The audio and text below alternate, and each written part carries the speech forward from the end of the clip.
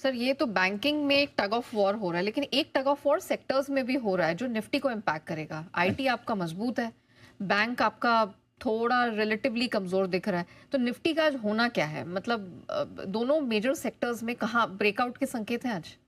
नहीं, आईटी तो मजबूत रहेगा, इसमें कोई डाउट ही नहीं है। हाँ। आईटी में कोई इशू है ही नहीं, और आईटी तो हमने कल भी बोला था कि आईटी सेक्टर आपका बॉटम आउट होने के संकेत दे रहा है। हाँ। जितने रिजल्ट्स और मजबूत मैं किसको मानता हूँ? मैं मजबूत उसे नहीं मानता जो अच्छी चीज़, अच्छी खबर या अच्छे रिजल्ट पे बढ़ जाए। मजबूत मैं उसे मानता हूँ जो खराब रिजल्ट पे भी बढ़े। कमज़ोर उसे मानता हूँ जो अच्छे रिजल्ट पे भी घटे, अच्छी खबर पे भी घटे, वो कमज़ोर। अच्छी खबर पे बढ़ना और खराब खबर पे घटना तो नॉर्मल है ना, ये तो लाइफ में ही है, राइट। अब मतलब समझो, फॉर एग्जांपल भाई, आपको आप जो सोच रहे हो उसके विपरीत एक्शन मिले, उसको आप अच्छा मानेंगे। सो मेरा ये मानना है कि थोड़ी कश्मकश रहेगी इन दो सेक्टर के पीछे, और इन दो सेक्टर के बीच में जो कश्मकश रहेगी, उसका डिसीजन कौन देगा? फिर उसका डिसीजन देगा रिलायंस। आप सोचोगे ये ऐसा कैसे, ये ना तो आईटी है ना बैंक है।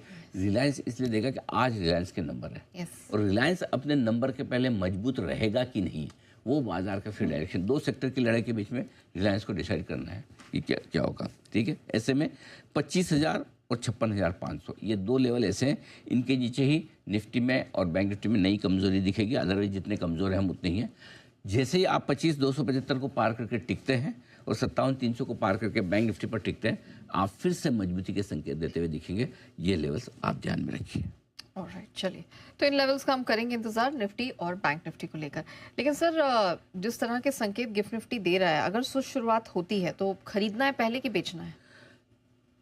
न खरीदना है न बेचना है। शुरुआत पे रेंज के किसी एक तरफ पहुंचने का इंतजार करें। Okay. समझिए, गिरकर पहले पहुंच जाए नीचे की तरफ तो सपोर्ट लेवल पर खरीदारी कीजिए, लेकिन सिंगल्स लीजिए। 6 और 4 लगाने वाला पिच है नहीं। बढ़ जाए पहले, बढ़कर ऊपर आ जाए तो ऊपरी स्तरों पर, चूंकि जब तक एफआईज की बिकवाली कम होने के, खत्म होने के संकेत नहीं होंगे तब तक ऊपर टिकना मुश्किल है। ऐसे में ऊपर में रुकावट की रेंज पे आराम से बेचे भी। जितनी बार आप ट्रेड ले सके दोनों बार लीजिए। एक ही बार आपका स्टॉप लॉस ट्रिगर होगा अगर रेंज किसी तरफ तोड़ी तो, जो आज तो लग नहीं रहा कि टूटनी चाहिए। तो ऐसे में ऊपर बेचते भी रहें, ये ज़्यादा बेहतर है। दोनों तरफ के ट्रेड लेने की करें कोशिश। ऑलराइट, ठीक है। लेकिन आइए अब बढ़ते हैं आगे और समझ लेते हैं सर से कि